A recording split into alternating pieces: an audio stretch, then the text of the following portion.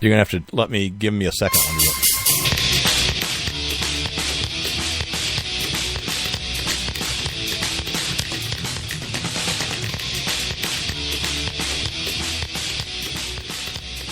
Forget what you learned in school.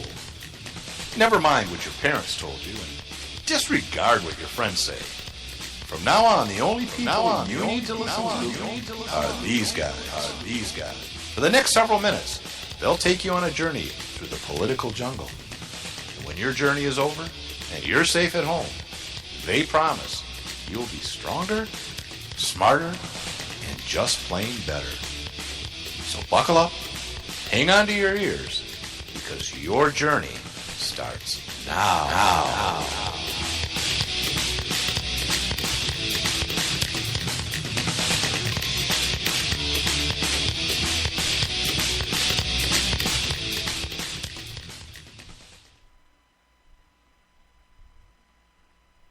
I stood next to President Obama as the Marines carried those flag-draped caskets off the plane at Andrews. I put my arms around the mothers and fathers, the sisters and brothers, the sons and daughters, and the wives left alone to raise their children. And then I turned to them and said, it was a video that caused this. What difference does it make? No, but for real. Really? Wait a minute. Good evening. Thank you, Donald. All right. It was a video, and we're going to get the person behind the video. And they did. I've never lied. They did. Yeah, they put him away because there was a warrant out for him or something. And it was very convenient. What a scapegoat. Scapegoat? Scrapegoat. I think it should be scrapegoat.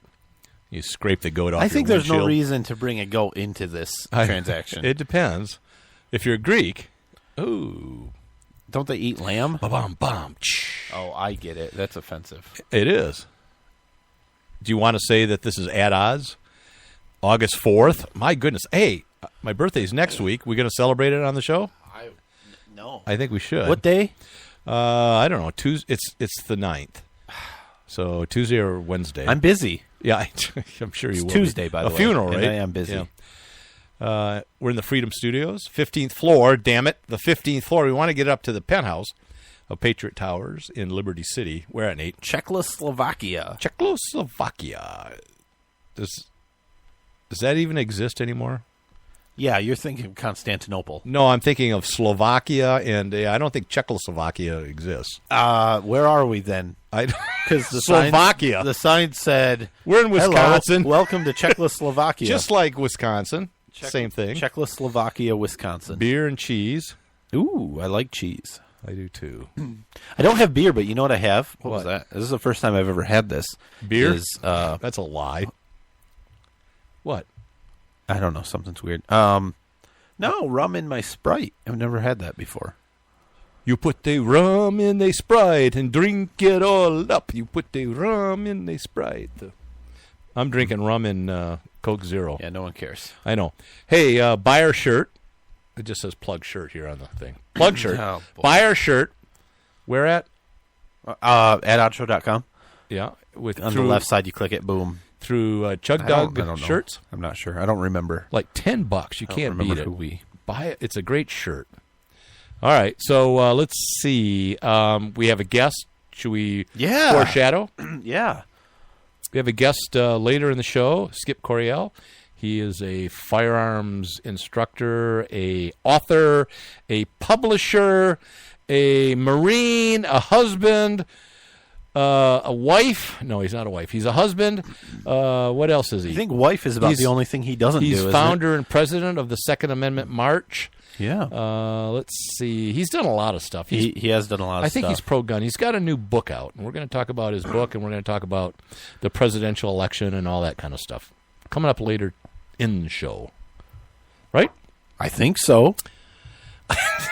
He's scheduled to appear. Let's just put it that way.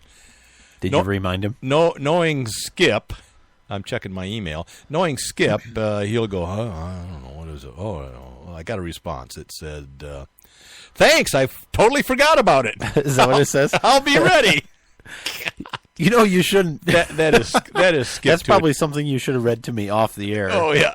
Sorry, Steve. Cut that out when we broadcast this. So he's going to be on later tonight, maybe. Good. All right. Is that you or me? That was you. All right. So,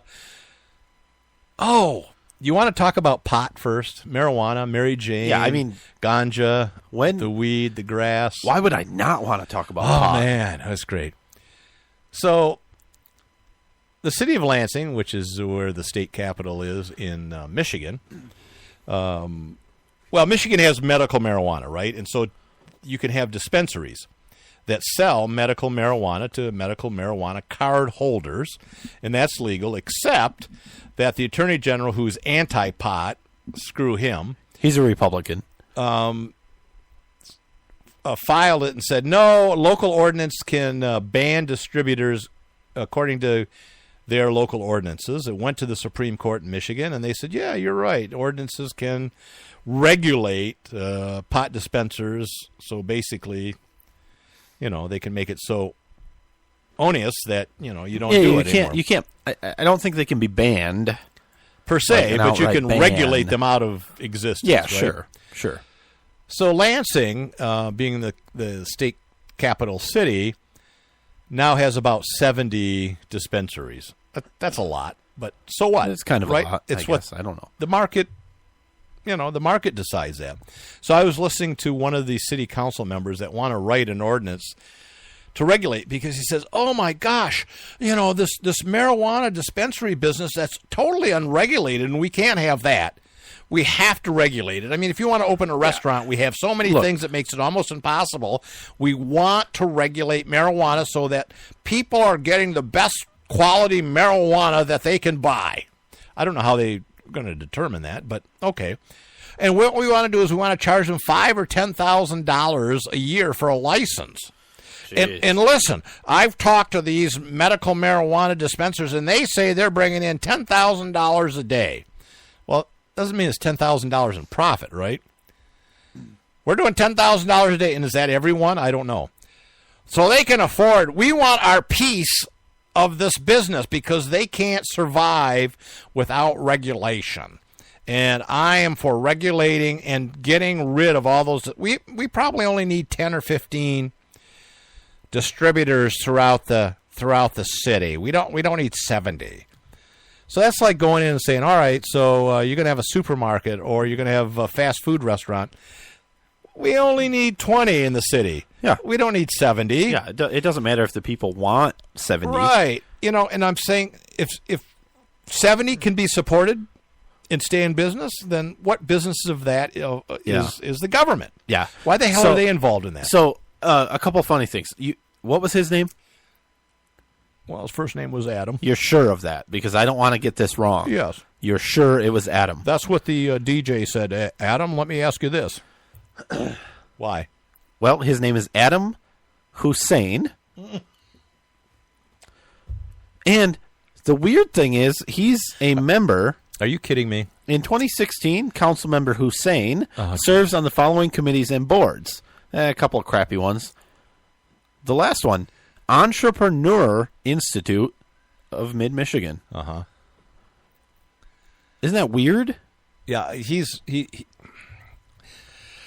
I was infuriated listening to that in my car. I was screaming at my radio going, you don't get it. You don't understand what, free enterprise and the market is, and we don't need the government getting involved. And then he said, well, this is medical marijuana, which is approved by the state to help people. But he says, we got to make sure that these dispensaries aren't near schools or libraries or churches. So we're probably going to look at it from a zoning point of view, that we can't have these people selling medicine within the boundaries of these the children. Think of the children. Whatever you do, whenever you legislate, you think of the children. Yeah. And will they be harmed? Well, you know me. I want to legalize all drugs. Really? I think all the war. Yes. Really? Yeah. I think the war on man. drugs is a war on all of us. And how many civil liberties are abused? How many dogs are shot, Nathan? Well, we've got. How many dogs are shot every year in the name of drugs? Now, people listening might think you're joking. I'm not joking. But that's not a joke. I mean, there are enough humans that are shot in the name of the drug war. But there are even more, I would say, dogs that get shot because of the drug war. I don't know about that. Yeah, absolutely. But you could claim that dogs are innocent. Right. They hardly ever sell drugs. Yeah. But the point is, the government is legislating something they have no real control over, nor should they, on what people want to use and put into their body, right? It's sort of that libertarian type thing. Oh, okay. It's freedom. It's civil rights. It's the smallest minority is the individual. Why? Drugs laws are wrong. Why? I'd rather spend money on rehabilitation and education. And it might be just you, but I've noticed some other people doing I don't think this, it's just me.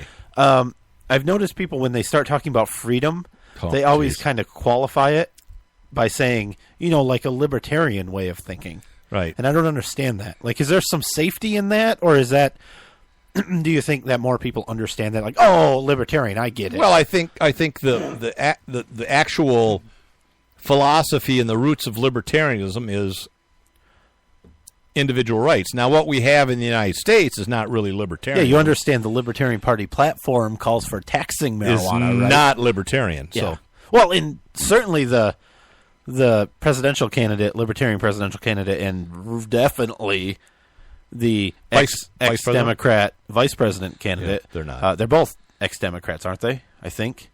I don't know what Johnson was before. I'm not sure, but they're not very libertarian. I was watching the town hall last night, and I wanted to talk about my city, but I was watching the town hall last night, and Bill Weld said we need to focus condensed government or something, or well, he said, we need to essentially focus the power of the government to ensure jobs are available. Right. What does that mean? What kind of libertarian, in any sense? What kind of libertarian stance is that? That's as bad as what Hillary said, is you have to support the government to get things done. That's right. Bull crap. That's right. Bull crap. Now, what I was going to say, my local city, which... not far from Lansing. Not too far from Lansing. I'm running for city council, so vote for me. Congratulations. November 8th. Yeah. What they did, they banned originally, they just tried to flat out ban dispensaries, any marijuana businesses. Yeah. Can't do that. Can't do that. So what they did is they rewrote it. They allow them. But what they like to do, and they've done this for years, especially in the downtown area, is the city buys any vacant property that they can. Something comes vacant, they try to buy it. And then they put out requests for proposals to developers to give a proposal of, hey, well, I would turn it into this. We have this property. What would you like to do with it? And then they sell it to them with contingencies, like, well, it has to have this type of business or this sort of thing. They just sold one, and it has to be upper level residential, lower level commercial. And it had, and they kind of loosened this, but originally it had some pretty. That's very. It had some pretty specific. That's very socialist communist philosophy. It's interesting, isn't it? Yeah, it's interesting that the government should buy this and then regulate what should be there. That's because it was wrong. I mean, it was a business before. It was an auto shop. Right. The city bought it, tore the building down, and sold it to a developer to. And that's what. That's the what developer could only do this, this, and this, and meet our requirements. Yeah, originally, and we'll give it to you at a really good deal. That's the other thing. Yeah, I think they loosened it a little bit, but originally it had some pretty specific look to the building. It must be this because we don't want another all brick building or whatever. Like it has. No, but get back to the marijuana thing. So what was their solution to that? Yeah, so that's their solution. What? And in fact, that's what other city council members that may or may not be running. So if you had a storefront, it has to meet this requirement. Well, so they won't sell it to a developer that is going to allow medical marijuana to go in. So you don't have any distributors in your town. That's right. Wow. Well, that's the problem. Well, I don't know if that's a problem. The city doing that is the problem. Not having distributors, I don't think is necessarily a problem. I don't think there's a big market here. Well, you don't have your town is not a real big town. No, it's very small. 6,000-7,000 people. I don't know. 5, 6, yeah. But still. No, I know. It should be allowed, right? I would think so. I don't because see a problem with it. aren't these distributors, at least in Michigan, don't they pay taxes on sales? I think so. And don't they pay property taxes? I like this guy's idea. This Adam Hussein. I like his idea of a $5,000 tax. Right.